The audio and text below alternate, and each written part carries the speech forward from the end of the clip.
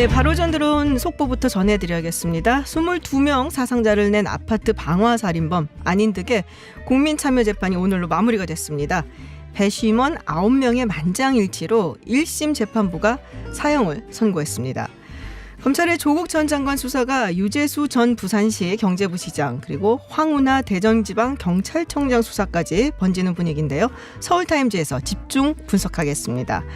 지소미아 종료 연장을 두고 한일 간의 진실 공방 후폭풍이 굉장히 큽니다.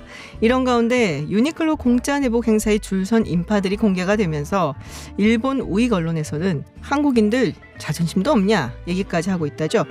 오길계 등 일본과 관련해서 국제 여론전 선봉에 서 계신 서경덕 성신여대 교수와 잠시 후 얘기 나눠보겠습니다. 김지윤의 이브닝쇼 시작합니다.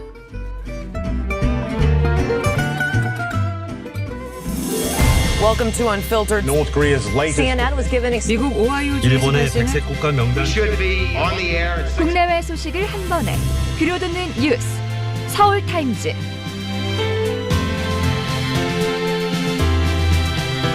네, 서울타임즈 시간입니다. 오늘은 좀 색다르게 다른 두 분을 모셔봤어요. 최영일 시사평론가 그리고 최단비 변호사 나오셨습니다. 어서 오세요. 안녕하세요. 안녕하세요. 최남매라고 하죠. 저기 최단비 변호사 의견도 좀 물어보고요. 아, 네. 네, 본인 의견만 얘기하지 마시고요. 네. 일단 법적인 얘기가 좀 많이 나와갖고 맞아요. 저희가 특별히 최단비 변호사를 모셨습니다. 유재수 전 부산시 경제부시장 관련 소식. 오늘 구속영장 실질심사를 받았습니다. 네, 혐의가 뭐 한 3가지 정도 있다고 하는데 좀 설명을 해 주시죠. 네, 2016년부터 지금 부산시의 경제부시장으로 있을 때까지 금융업체로부터 한 뇌물을 받고요. 뇌물. 또 금품 이익을 본인이 스스로 직접 받거나 혹은 동생의 취업과 관련된 기회를 제공받고 그와 관련되어서 금융업체에게 이득을 준 그러한 사실관계로 인해서 형법상 뇌물수수, 수뢰후 부정처사, 또 청탁금지법 위반 등의 3가지 혐의로 지금 현재 구속영장 실질심사를 받고 기다리고 있습니다. 네, 이 청탁금지법이 김영란법이죠? 네, 맞습니다. 얘기하는 그렇군요. 근데 이 유재수 전 부시장이 누구냐? 네. 얼마 전에 사실은 사임을 한 거고, 맞습니다. 네, 해임한 건가요? 사임인가요? 해임인가요? 네, 사실상 해임이죠. 사실상 해임. 예, 바로 네. 이 하나 세안 특별정상회의를 네네. 앞두고 소환조사 받는 날 해임이 됐습니다. 그러니까 누구냐라는 의견들이 많아요. 그러니까 이제 참여정부 시절에 좀 요직을 거치면서 지금 정부 주요 인사들과 친분을 쌓은 것 아니냐. 근데 많은 분들이 어공하냐? 어공은 이제 나중에 어쩌다. 들어온 네, 어쩌다 공무원. 근데 원래 공무원은 늘공이라고 한단 그렇죠. 말이에요. 근데 이 유재수라는 인물은 늘공 출신이에요. 행시 예, 패스하고 행시를 네, 패스하고 행정관. 재경부에 일하다가 참여정부 시절에 인수위에 파견이 되게 됩니다. 그래서 어찌 보면 여기서 이제 요직에 있었던 당시 이호철 제1부속실장이라든가 이런 인물들과 관계를 맺으면서 눈에 들었던 것 같아요. 일을 잘했던 것 같습니다. 그래서 제1부속실 행정관도 했고요. 네. 여기는 당시 노무현 대통령의 일정을 챙기는 것이기 때문에 많은 언론에서 수행비서였다 이렇게 보도가 굉장히 되기도 가까운 했어요. 사이였겠네요. 네, 그러면 측근에서 모셨던 관계이고 민정수석실에도 행정관으로 일하는 등 청와대 여러 부서 요직을 돌았어요. 민정수석실 언제 노무현 대통령 노무현 당시에 대통령 참여정부 시절에 그때 네. 민정수석은 누구였느냐? 문재인 바로 대통령이었나요? 문재인 대통령이었습니다. 아하. 다만 직접 민정수석과 일했다기보다는 행정관이니까 네네. 민정비서관 밑에서 이제 일을 했던 관계죠. 하지만 어쨌든 참여정부 인사들과 상당히 긴밀한 관계였고 그래서 이번 정부 들어와서도 요직을 맡는데 금융위원회의 금융정책국장이 된 거예요. 네네. 이때 이 아까 얘기했던 비위 문제들이 주로 발생을 해요. 네. 그런데 이때 청와대가 감찰을 했는데 이 감찰을 덮었다는 의혹이 맞아요. 그러니까 사실은 네. 아까 말씀하셨던 바로 유재수의 3가지 직접 혐의 외에 2017년 당시에 감찰을 했는데 왜 덮었는가 이 또 하나가 이제 중요한 의혹 덩어리가 돼 있는 상황입니다. 그렇죠. 근데 방금 말씀하셨던 것처럼 그 당시에 뇌물수수 혐의로 수사를 좀 받고 또 감찰을 받고 있었는데 네. 덮었다라고 의혹을 받고 있다잖아요. 네, 맞아요.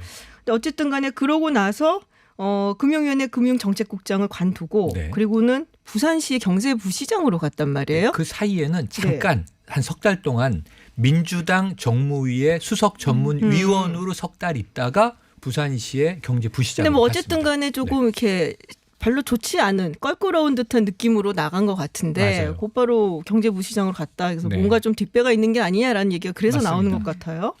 네. 출신은 강원도예요. 그럼 이광재 전 지사하고도 연결이 지사와 되나요? 가깝고 춘천 출신인데 네네. 문제는 사실은 참여정부 시절을 거치면서 또 이번 정부에 와서도 주로 PK 측 인사들과 가깝다. 네. 그러니까 왜냐하면은 지금 김경수 경남도지사도 네. 사실 참여정부 청와대 출신이지 않습니까? 그렇죠. 이때도 친분이 있었던 것 아닌가 이런 의혹도 있는 아, 것이고 그렇군요. 지금 또 이제 오거돈 부산시장 측근에서 경제부시장을 지냈는데 바로 한아세안 특별정상회의 때문에 검찰에 소환될 때는 현 경제부시장이었다가 소환 마치고 나올 때 전 이 부산시 그렇군요. 경제부시장이 된 그런 상황입니다. 지금 검찰이 이 유 전 부시장에 대해서 뇌물 혐의 적용을 했는데 좀 구체적으로 어떤 부분인지 우리 네. 네, 변호계의 손담비라고 어떤 어떻게 하셨죠? 탱귤탱귤님이 네. 네, 지금 이 뇌물 같은 경우에는 크게 두 가지로 나눌 수가 있어요. 하나는 본인이 직접 받은 것, 그리고 두 번째는 동생의 취업 기회를 준 것인데 본인이 직접 받은 혐의는 2016년부터 이 금융업체 한 3-4곳으로부터 5천만 원 상당, 뭐 골프채라든지 아니면은 비행기 항공권이라든지 이런 것들을 받은 혐의를 받고 있고 두 번째는 이 동생의 취업과 관련된 부분인데 유착관계에 있었던 자산관리 업체에게 동생의 취업을 청탁을 하고 동생이 그곳에서 근무를 하면서 한 1억 원대의 급여를 지급받았다. 아하. 근데 이제 이 동생이 그냥 돈을 지급받은 게 아니라 실제로 가서 일을 했어요. 그래서 검찰은 이것에 대해서 금액을 특정할 수 없는 뇌물이다라고 하면서 이 5천만 원 상당의 뇌물만 현재 보고 네. 있습니다. 그렇군요. 책을 써갖고서는 그 업체 관계자들한테 강매했다는 얘기도 있는데 이거는 뭔가요? 그러니까 이제 본인이 쓴 책에 대해서 이런 책을 사도록 한 것인데 이 네네. 책을 사도록 한 것도 뇌물죄나 아니면 김영란법 위반이 될 수가 있어요. 네네. 근데 이제 뇌물 어떤 때가 뇌물이고 어떤 때가 김영란법 위반이냐 하면 뇌물에 되려면은 직무 관련성이 있어야 됩니다. 근데 유재수 전 부시장 같은 경우에는 금융정책국장일 때에는 금융업체들과 관련돼서 직접적인 직무 관련성이 있다라고 보기가 굉장히 높아요. 관련성이. 그래서 이때의 금융정책국장으로 있을 때 만약에 이러한 뇌물을 받았거나 아니면은 책을 강매했다. 이러면 이거는 이제 뇌물죄가 될 수 있는 것이고 네. 이 사람이 금융정책국장을 그만두고 말씀하신 앞에 전문위원으로 국회 전문위원을 갔거나 아니면 경제부시장으로 있을 때에도 지속적으로 돈을 받은 정황들을 지금 검찰은 보고 있거든요. 근데 이때에는 사실상 직무 관련성을 바로 인정하기가 좀 어려워요. 네네. 그래서 이 부분은 뇌물이 아니라 이제 지금 김영란법이라고 불리는 김영란법, 청탁금지법으로 지금 보고 있습니다. 그렇군요. 이게 원래 김태우 전 수사관 폭로로 시작이 됐었죠. 네, 그리고 맞습니다. 이제 아마도 그 민정 라인에 윗선에서 덮으라고 해서 덮었다라는 네. 얘기가 있는 거예요. 그래서 박형철 부패비서관, 네. 반부패비서관, 부패비서관이 아니죠. 반부패비서관이 그렇죠. 얼마 전 이제 검찰에 진술을 한 게 네. 조국 장관 당신 또 민정수석이었죠. 조국 전 민정수석이 그렇죠. 수사를 하려고 했는데 갑자기 덮으라고 또 지시를 내렸다라고 진술을 했다라고 알려져 있어요. 그거보다 오늘보다 이제 한 발 더 나갔습니다. 네네. 그러니까 지금 말씀하신 대로 김태우 전 수사관이 먼저 네. 터뜨렸고, 근데 그땐 조용했어요. 이제 일부 국회에서 질의도 있었지만 그때 이제 크게 부각되지 않았는데 네. 최근 검찰 수사에서 검찰 수사는 아까 말씀드린 대로 유죄수 혐의가 하나 있고.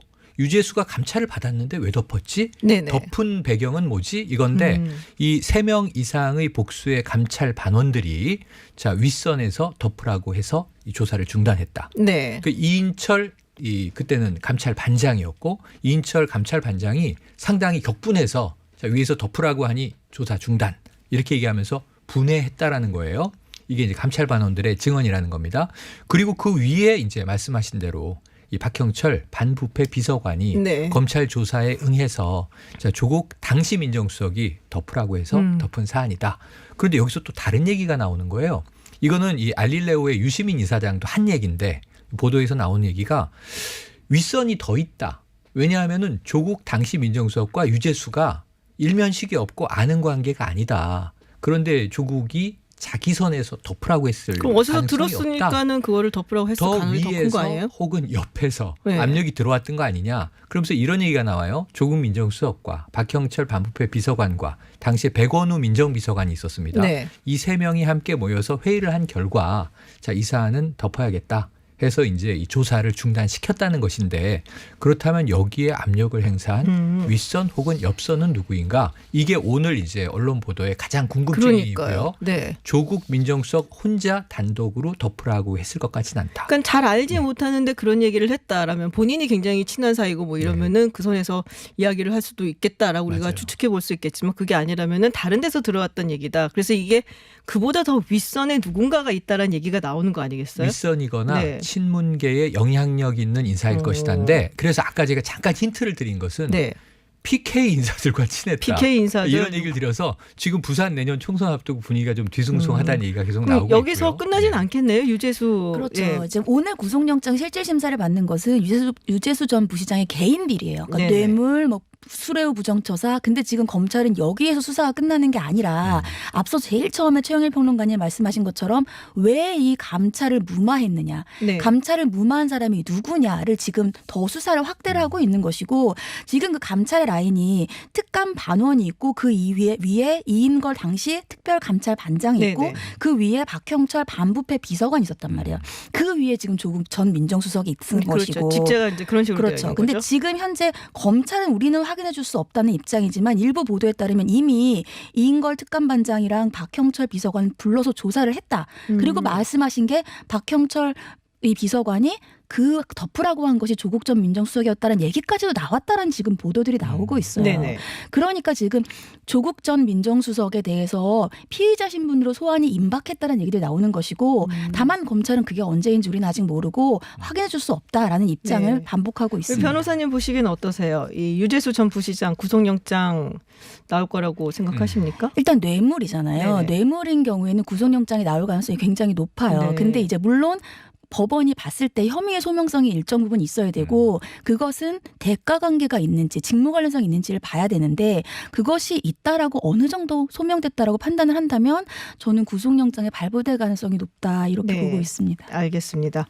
네, 잠깐 교통정보 듣고요. 그리고 다시 돌아오도록 하겠습니다. 네, 황운하 대전지방경찰청장 이야기를 좀 해보도록 하겠습니다. 이것 또한 조국 전 민정수석 네. 그 실에서 하명 수사가 있었다. 청와대 측에서 네. 비위를 조사해라. 그리고 지방선거 전에 하명 수사를 했다라는 부분이에요. 그리고 조금 조심스럽게 네네. 이제 언급해야 되는 게 하명 수사라고 쓰는 이 네네. 보도 매체들이 있고 네네. 또 다른 쪽에서는 이게 정상적인 첩보 이첩 첩보 이첩. 네, 이게 네. 고민정 청와대 대변인이 그렇게 언급하기도 했습니다. 그러니까 그게 적법한 건지 불법한 건지에 따라서 다른 거예요. 네. 하명 수사라 하면 지금 직권 남용의 냄새가 좀 짙고요. 그렇죠. 이게 뭐 이 들어온 첩보를 자 우리가 선출직은 청와대에서 감찰하지 않으니 그럼 해당 경찰에서 하시오라고 이첩한 거면 적법하다는 거예요. 그래서 아직은 그것을 위법인지 적법인지는 판단하기가 네네. 어려운 상황이고 관련 조사가 더 필요한데 이 황운하가 뜬 이유는 황운하란 이름이 오늘 급부상한 이유는 네. 먼저 김기현 전 울산시장 전 때문이에요. 울산시장. 자, 유재수 건은 감찰을 덮은 의혹인데 김기현 전 울산시장은 오히려 판 건이에요. 네. 그러니까 반대되는 거예요. 이 유재수는 이 친여 쪽 인사고 지금 이제 김기현 전 울산시장은 새누리당 의원을 3선을 한 이 반대 야당 쪽 인사인데 이 문제는 지방선거를 불과 얼마 앞둔 시기에 이제 황운하 당시에는 지금은 대전 경찰청장이지만 당시에는 울산 경찰청장이었습니다. 네. 울산지방경찰청장이 대대적으로 측근 수사를 해서 측근 비위 혐의들이 들어왔다. 김기현 전 울산시장의 네, 측근 수사를 했다. 비서실장과 이제 형 네. 동생입니다. 그래서 뭔가 부동산 관련 비위들이 접수됐다. 대대적으로 수사를 해서 사실은 이제 거의 뭐 경찰은 기소 의견으로 검찰에 넘겨요. 네네. 하지만 검찰에서는 다 무혐의가 났어요. 하지만 이때는 이제 지방선거에서 이미 패배한 이후였던 겁니다. 그래서 이게 선거 개입이다라는 게 이제 김기현 전 울산시장 측의 주장이고 네네. 황운하 경찰청장이 오늘 기자회견을 했어요. 뭐냐면은 청와대에서 하명했다라는 말은 나는 모르는 일이다. 나는 경찰청 본청에서 수사 지시가 내려와서 적법하게 수사했을 뿐이다. 그러니까 이제 이 청와대 하명이라는 말은 나는 이제 믿지 않는다라는 취지를 밝혀서 네네. 아까 말씀드린 대로 청와대 입장도 나왔고 이게 하명이냐 이첩이냐 지금 경계를 타고 있는 뉴스입니다. 근데 변호사님 이게 그러니까 잘 모르는 분들도 계실 것 같아 갖고요. 청와대에서 혹은 민정 라인에서 이런 것이 비위가 들어왔으니까 의혹이 있으니 좀 수사를 해봐라라고 지방 경찰청이 보냈어요. 김기현 전 울산시장에 대해서 왜 불법적인가? 혹은 이게 불법적이 아닐 수도 있다. 좀 설명을 좀 해주세요. 그러니까 예를 들자고 한다면 보통은 모두 다 고소고발로 사건이 시작되지 않습니다. 네. 인지수사라고 해서 검찰이 여러 가지 정보들을 파악을 해서 수사를 단서를 잡고 시작을 할 수가 있어요. 그러니까 만약에 이첩이라고 한다면 청와대에서 여러 가지 정보들을 파악을 했는데 지금 불법인 예를 들면 그 당시에 판단을 했을 때 김기현 전 울산시장이 여러 가지 비리가 있다. 그럼 이 부분에 대해서는 수사의 필요성을 스스로 판단해봐라. 경찰에 그렇게 해서 정보를 전달해서 이첩을 했다라고 하면 그것은 문제가 없습니다. 네. 근데 왜 여기에서 그러면 하명이라는 얘기가 나오느냐? 그 이첩을 한 대상이 청와대라는 거예요. 그러면 예를 들면은 경찰 입장에서 경찰청 입장에서 청와대에서 이 부분에 대해서 조사를 해봐라. 아니면 문제가 있을 것 같다라고 했을 때 이것에 압력을 느끼지 않을 것인가? 정말로 그냥 경찰청의 입장에서 이것을 판단을 해서 이 부분이 문제가 있는지를 조사하는 것이냐? 아니면 지금 이 자유한국당의 고소고발과 마찬가지로 청와대가 여기에 개입을 해서 저 사람에게 타겟을 삼아서 조사를 하라라고 압력을 행사했으면 그게 바로 지금 직권남용이고 공직선거법 위반이라는 거예요. 이게 이제 선출직이니까 문제가 되는 것이죠. 네, 그러니까 시장은. 과연 청와대가 이것을 네. 보냈을 때 경찰에서 어떠한 것으로 이것을 받아들였는가 이 부분이 지금 이첩이냐 하명이냐의 경계선에 있는 것으로 보입니다. 그렇군요. 지금 원래 내년 총선 출마한다고 하지 않았었나요? 황운하 경찰청장이. 경찰청장이 대전경찰청장이 출마 네. 예정이고 그 조만간 명예퇴직을 신청했다는 얘기가 있어요. 아하. 근데 이 문제가 지금 이미 고발된 건이에요. 네. 그런데 1년여 만에 고발 내지 1년여 만에 지금 이게 서울중앙지검에서 수사를 하게 된 거예요. 최근에. 네네. 그러면서 이게 사실은 지금 위법 여부가 판단되기 전까지는 옷을 못 벗을 수도 있습니다. 그럼 내년 1월 15일까지 퇴직이 안 되면 말이죠. 출마를 내년에 못하는 출마를 건가요? 못해요. 아하. 그러니까 이런 문제 때문에 이 어떤 내년 출마에는 빨간불이 들어왔다라는 이제 보도도 있는데 지켜봐야 될 것이 아까 말씀하신 대로 청와대 감찰반 민정수석실의 이 감찰 대상은 네. 대통령이 임명한 직 고위공직자 조국 민정수석이 이제 국회 출석했을 때 어디부터 고위공직자요 그랬는데 5급 이상으로 본다라는 답변을 한 적도 있어요. 그런데 지금 울산시장은 광역 이제 지자체장이고 네. 선출직이니까 그렇죠. 선출직 공무원들은 청와대 감찰 대상이 아니라는 겁니다. 그런데 이게 외부에서 투서가 들어왔거나 외부에서 들어온 첩보를 이첩한 거면 아무 문제가 없고 청와대가 적극적으로 아까 말씀하신 대로 표적 조사라도 해서 인지한 정보를 하명한 것이면 이것은 이제 직권남용 여지가 있는 것이고 그렇군요. 그걸 우리가 지켜봐야 될 것 같네요. 알겠습니다. 또 하나 또 회자조가 되고 있는 사건이 있죠. 김학의 전 법무부 차관 1심 공소시효 다 됐다고 무죄가 지금 네, 나왔습니다. 맞습니다. 네, 근데 또 판결문에 그 말은 있어요. 동영상 속의 인물은 김학이다. 네. 그러니까는 이게 법리상으로 따져갖고서는 지금 뭐 처벌을 할 수는 없지만 맞아요. 어쨌든 그 사람은 그 사람 맞다. 뭐 이런 것이죠. 그러니까 네. 저는 이게 정계선 부장판사인데요. 네네. 이명박 전 대통령 1심에서 15년 선고한 판사예요. 네. 굉장히 뭐 스마트한 판사라고 법조인들이 많이 얘기를 하세요. 그런데 판결문은 그냥 무죄입니다. 공소시효가 완성됐기 때문에 면소, 소송 자체가 성립하기 어렵다. 그냥 무죄하고 판결하면 되는데 각주를 깨알같이 많이 붙였어요. 근데 이게 보도될 때는 영어로 많이 not guilty but not innocent 이렇게 얘기가 되는 거죠. 그러니까 유죄는 아닌데 결백하다고 볼 수도 없다. 네. 이런 이제 토를 달았다는 건데 이 안에서 굳이 가르마 방향이 반대예요. 영상 속의 인물은 제가 아니에요. 김학의 네네. 이제 전 차관이 주장했으나 이 재판부는 그런 거 합리성 없는 얘기고 네네. 김학의가 맞다라는 취지의 단서를 담고 있으면서 사실 좀 뉘앙스는 검찰을 비판하는 거예요. 2013년, 2014년에 수사를 2번이나 했는데 당시에 검찰이 무혐의로 기소하지도 않았어요. 근데 지금 보면 김학의가 맞는데 네. 그때는 영상이 달랐던 것도 아니잖아요. 뭐 이 해상도가 달라지지도 않은 것이고 그때는 왜 김학의로 특정할 수 없다고 했느냐. 그래서 공소시효 6년을 질질 끌다가 완성시켜버린 것은 사실은 검찰 책임 아니냐라는 강한 뉘앙스가 네. 전 담겨 있고 이걸 기록으로 남기고 싶었던 것 아닌가 추정을 해봅니다. 오늘 약속하신 대로 네. 네, 우리 최단비 변호사님께 좀 말씀을 하실 수 있는 기회를 좀 더 달란 말이에요. 저는 막 끝났어요. 저는 다 한 것 같습니다. 네, 알겠습니다. 그 부분 여쭤볼게요. 검찰 측이 이제 항소를 할 거잖아요. 네. 그리고 뭐 특수관광죄라든지 뭐 이런 부분에도 아마도 혐의가 치러질 네. 것 같은데 어떻게 보세요? 2심에 대해서는. 근데 사실은 2심이 쉽지는 않습니다. 왜냐하면 지금 1심에서 무죄가 선고된 것이 제3자 뇌물죄가 혐의가 없다라고 봤기 때문에 증거가 불충분하다. 근데 검찰이 왜 굳이 제3자 뇌물죄까지 끌어들였느냐. 이게 뇌물 액수가 많아져야 공소시효가 더 늘어나는데 네. 이 제3자 뇌물죄를 안 끌어들이면 뇌물 액수가 떨어지면서 공소시효가 이미 끝나요. 그래서 이번 1심에서 제3자 뇌물죄가 인정이 안 되면서 공소시효가 짧아져서 무죄가 나온 거란 말이에요.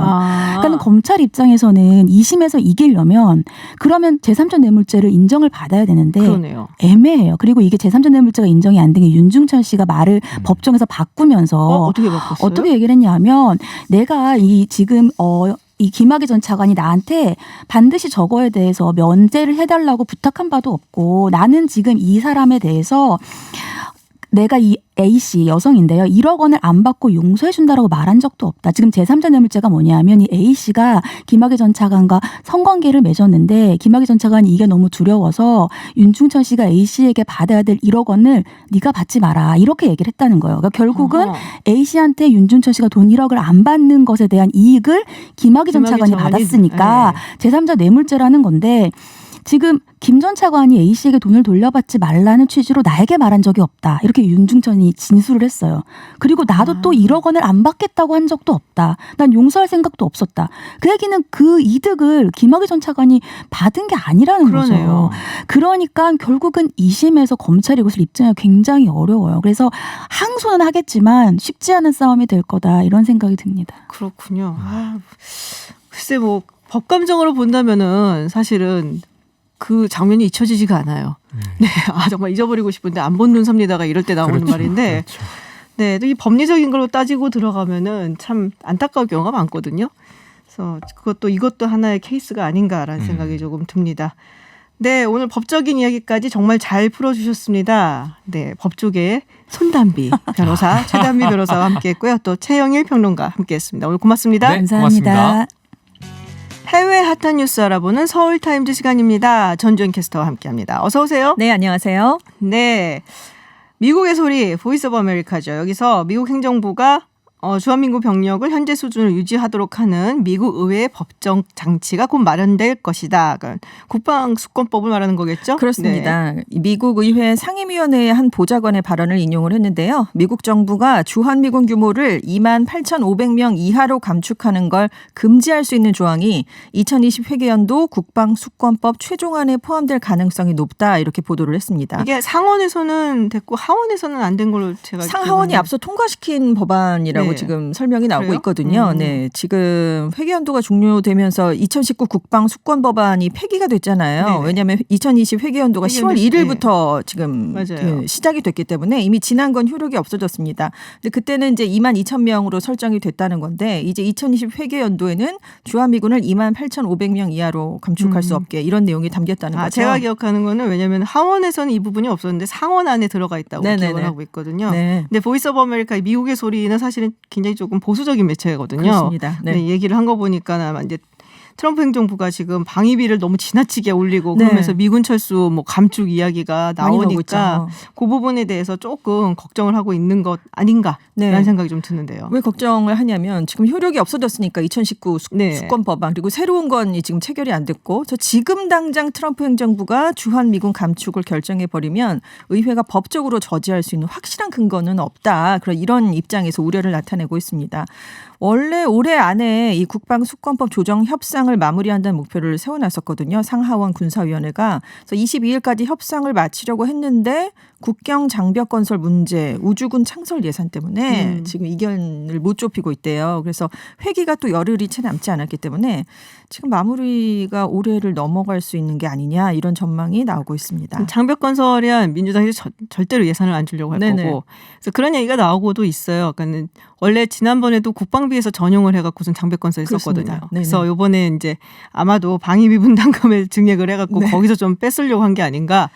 실제로 해외 주둔 이제 하고 있는 미국이 미군. 이제 주둔하고 미군이 주둔하고 있는 국가들에서 얻은 약간 네네. 방위비 뭐 이런 데에서 전용을 좀 하기도 했었어요. 네. 네, 그렇기 때문에 그런 얘기도 조금 나오고 있는 게 아닌가라는 생각이 좀 듭니다. 그래서 좀 빨리 협상이 마무리되지 못하는 것 같습니다. 네, 올해는 넘어갈 것 같아요. 어쨌든 네네, 올해 안에 그렇죠. 타결되긴 힘들 것 같고, 네, 뭐 좀 강단 있게 우리 정부가 대처를 했으면 좋겠다라는 마음을 좀 갖고 있습니다. 알바니아 강진, 93년 만에 강진. 그럼 뭐 지진이 안 나는 곳이란 얘기인데요. 아니요. 자주 크고 작은 지진이 있는데 규모 6.4의 강진이 지금 26일 새벽 3시 55분에 발생을 했는데 이렇게 6.4까지 가는 강진은 93년 만에 처음이라는 그렇군요. 얘기입니다. 원래 약간의 네. 지진은 있었는데 굉장히 좀 지진이 크게 잦은. 났다. 네, 그렇습니다. 지금 현재까지 23명이 사망을 오, 했어요. 많이 사망했네요. 650여 명이 부상을 입었는데 지금 3시 55분 새벽에 발생을 했잖아요. 네네. 많은 분들이 주무시던 가운데 건물이 무너졌기 때문에 아이고. 지금 매몰된 분들이 많습니다. 실종된 분들도 많고요. 그래서 안타깝지만 아마 사망자가 더 늘어나지 않을까 이런 예상이 나오고 있어요. 그리고 여진이 250여 차례나 발생을 했는데 그중에 2번은 규모가 5.0에 이르는 강진이었습니다. 이것도 만만치 않은 규모잖아요. 진원지가 수도 티라나에서 북서쪽으로 30km 떨어진 곳이었고 진원의 깊이는 20km로 파악이 됐습니다. 이게 뭐 지진 강도도 강도지만 네. 얼마나 얕은 그렇습니다. 그래서 네. 하냐 이거에 따라 다르다고 많이 네네. 하더라고요. 근데 알바니아가 되게 가난한 국가거든요. 유럽에서 중에서도. 굉장히 네. 가난한 국가 중에 하나죠. 그래서 지금 유럽 각국이 알바니아가 피해를 입으니까 굉장히 빠르게 도움을 보내고 구조대도 보내고 특수 병력도 파병하고 EU 차원에서 지원을 하겠다 이런 뜻도 지금 전하고 있고 그렇습니다. 지금 우리 교민도 한 80여 명이 수도에 살고 있는데요. 네. 현지 대사관의 교민 피해는 접수되지 않은 것으로 일단은 파악되고 있습니다. 그렇군요. 네. 독일 소식을 좀 얘기를 해보죠. 이게 사실 한 이틀 전쯤에 나온 뉴스인데 네. 최대 보석 박물관 전 못 가봤어요. 여기에 드레스덴을 안 가봤기 때문에 저도 못 가봤는데요. 네, 그레너 게벨베, 네. 네, 그린의 게벨베, 네. 네. 이게 둥근 청장이 있는 둥근 녹색 청장. 금고 이런 아하. 뜻이라고 합니다. 네. 저도 독일어를 잘 몰라서. 네. 저는 배웠는데 왜 발음을 못하죠? 여기서 대형 도난 사고가 있었다. 그렇습니다. 25일에 발생을 했어요. 근데 이곳이 어느 곳이냐면 유럽에서 가장 규모가 큰 보석 컬렉션을 보유하고 있는 보석 박물관이었습니다. 아. 지금 도난당한 액수가 한 1조 3천억 원으로 좀 추정이 되고 있어요. 왜냐하면 세 세트를 훔쳐갔는데 90여 점이 포함되어 있거든요. 근데 지금 칼 하나에만 다이아몬드가 100여 개 정도 박혀 있고 이런 것들이 지금 90여 점이 도난을 당했기 때문에 네. 현지 언론과 외신들이 역사상 최대 규모의 박물관 도난 사건이다. 값을 매기기도 힘든 유물을 도둑맞은 충격적인 사건이다. 이렇게 얘기했는데 한 전문가는 그러니까 쉽게 얘기해서 루브르 박물관에서 모나리자를 가져간 것과 같은 그 옛날에 정도의 모나리자 충격이다. 도난 사건도 네, 옛날에 있긴 있었죠. 네, 굉장히 네. 있었잖아요. 그러니까 그 정도로 굉장히 충격적인 사건이다라고 얘기를 해서 이게 좀 어마어마한 지금 사건이 될 것 같습니다. 근데 이해가 안 가는 거는 이걸 도난을 하잖아요. 네. 근데 이렇게 유명한 박물관에서 훔쳐온 네. 걸 팔지도 못할 텐데. 그래서 지금 일단은 못 팔겠지라고 네. 전문가들이 훔친 보석을 그대로 사고 팔기는 어렵겠다 이렇게 보고 있는데 문제는 암시장에 가서요 이거를 나눠서 팔 수가 있다고 합니다. 아, 그러면 예를 들면 모르잖아요. 칼에 박혀 있는 게 네, 다이아몬드 이런 다이아몬드를 거를 빼서 빼갖고 팔 수도 있고 일부분을 다 해체해서 팔 수도 있고. 어우, 되게 마음이 아픈데요. 그러니까요. 그래서 이것 때문에 지금 전문가들이 굉장히 우려를 나타내고 있어요. 그렇군요. 근데 문제는 대개 보험을 들잖아요. 이런 박물관들이. 그렇죠. 근데- 보석들 뭐 네. 그린도 뭐 보험을 들고. 근데 이제 이곳을 소유하고 있는 곳이 독일의 작센주인데 작센주가 여기에 대해서 보험을 들지 않았다고 합니다. 아니 왜요? 그러니까 유럽의 대형 보험사 관계자의 말에 따르면 공공박물관은 대부분 예산이 적잖아요. 네. 그래서 다른 박물관에서 빌려올 때는 보험을 드는데 자체적으로 영구적으로 갖고 있는 것들은 보험을 잘 못 드는 경우가 많다라고 얘기를 재정적인 해봤습니다. 문제 때문에. 그렇습니다. 보험료가 또 어마어마하잖아요. 근데 이걸 해마다 내기는 이 지자체 재원으로 부족하기 때문에 그래서 빌려올 때만 되게 근데 한다고 이 정도 해요. 되면은 뭐 주정부에서 힘들면 연방정부에서 좀 도와줘야 되는 게 아닌가라는 그러니까요. 생각이 좀 들기는 근데 하는데. 연방 정부가 작센주가 들지 않았다고 합니다. 이렇게 얘기를 하니까 네. 예, 그 좀 야 이건 어떻게 되는 거지? 약간 이런 왜 생각이 얘기하지 않았어? 들고 예, 그런 생각이 들더라고요. 근데 이게 그런 네. 얘기가 있더라고요. 여기뿐이 아니다. 네. 다른 곳에서도 이렇게 박물관 절도가 많다. 그렇습니다. 왜냐하면 예술품 가격이 계속 상승하는 추세거든요. 네네. 그러니까 범행 동기가 꾸준히 자극을 받는 상황이래요. 전문가들에 따르면. 근데 박물관 보안이 부실한 곳이 많다고 합니다. 그리고 도난품이 회수될 가능성이 크지 않기 때문인데요. 지금 국제박물관위원회의 말이 지금 심야에 도둑이 들은 거거든요. 이번에는. 이게 드문 사례래요. 박물관 절도 사건 중에. 아, 그래요? 그냥 대낮에 와서 훔쳐간답니다. 대놓고. 우리 생각엔 보통은 밤에 올 것 같은데. 몰래 가서 가져야 될 것 같잖아요. 네. 근데 어차피 보안이 허술하기 때문에 이번에도 3, 4분 안에 지금 세 세트가 털린 거거든요. 90여 점이. 3, 4분 안에. 네, 전시 내 유리창을 전준 뚫고. 캐스터 입에서 털렸다는 얘기를 들 줄이야. 그래서 이 관계자의 말은 그냥 손을 넣어서 쓱 해서 가져갈 수 있는 만큼을 가져갔다는 얘기죠. 일단 근데 깨고. 우리가 보통 영화에서 보면은 이런 박물관에 딱 네. 들어간다 그러면은 이렇게 뭐 이렇게 안경 같은 거 딱 쓰고, 쓰면은 네네. 레이저 선이 이렇게 그렇죠. 쫙쫙 있고 이렇잖아요. 이 소리 날 것 네, 같고 네. 이런데 그렇지가 않다고 그래요. 이번에 이제 그런 것들을 다 꺼지게 도난 경보기 같은 걸 꺼지게 전기 쪽 배관 시설을 건드렸다고 합니다. 그래서 이게 다 꺼지고 CCTV 하나만 켜져 있었는데 너무 어둡기도 하고요. 2명 2인 1조로 들어와서 이렇게 유리창 그러니까 전시 유리창을 깨고 가져갔다고 합니다. 그렇군요.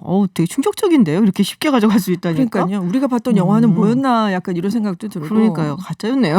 근데 아무튼 미술품이 시대가 변해도 가치가 떨어지지 않는 경우가 네. 많기 때문에 안전자산으로 여겨지는 경우가 많대요. 시대가 가면 갈수록 사실은 더 뛰죠. 유명한 가치가. 예술품은. 네. 근데 이제 범죄 단체들이 또 돈 세탁 용도로 사용하기도 하고 그래서 지금 온라인 데이터베이스를 보면 3만 4천여 점의 작품이 도난 리스트에 등록이 돼 있다고 합니다. 그러니까 어마어마할 정도로 지금 절도가 많이 이루어지고 있다는 얘기죠. 다른 나라에서 그러면은 박물관 절도 사건 어떤 게 있어요? 중요한 거 한 두어 개만 소개해 주세요. 독일에서 2017년에도 100kg에 육박하는 거대한 금화를 탈취한 적이 있었어요. 독일 문제는 100kg을. 네, 50억 원 정도인데 아직 박물관으로 돌아오지 못했고요. 미국에서 90년에 렘브란트와 마네, 드가 등의 작품 13점이 한 5,500억 원 정도의 상당의 미술품이 도둑을 맞았는데 아직도 행방이 묘연한 상태라고 이거 합니다. 어딘지 알아요. 제가 네네. 보스턴에 있을 때. 네네. 제가 있을 때는 아닌데 예, 맞아요. 이 박물관. 그래갖고 대대적인 막 뭐 있었어요. 좀. 그러니까요. 이게 굉장히 큰 그러니까 이 사건 이후에 가장 큰 도난 사건이다. 이런 얘기들을 전문가들이 가장 큰 네, 도난 그렇습니다. 사건이다. 야, 렘브란트, 마네, 드가 네, 이름만 들어도 굉장히. 마음이 아프네.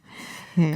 아무튼 도난 사고의 90%가 이 박물관과 연관에 있는 인물들이 범죄에 연루된 경우가 많대요. 그래서 국제문화유산보호재단이 이 박물관 측에 드레스덴 박물관 측에 직원들을 먼저 조사해봐라 이렇게 제안을 하기도 했다고 합니다. 역시 주변 일을 먼저 조사해야 되는군요. 그러니까요. 네, 알겠습니다. 네, 해외 소식 알아봤습니다. 지금까지 전주현 외신캐스터였습니다. 고맙습니다. 네, 감사합니다. 네, 핑크의 Just Give Me a Reason 들려드리면서 저는 7시에 김지윤의 픽으로 돌아오겠습니다.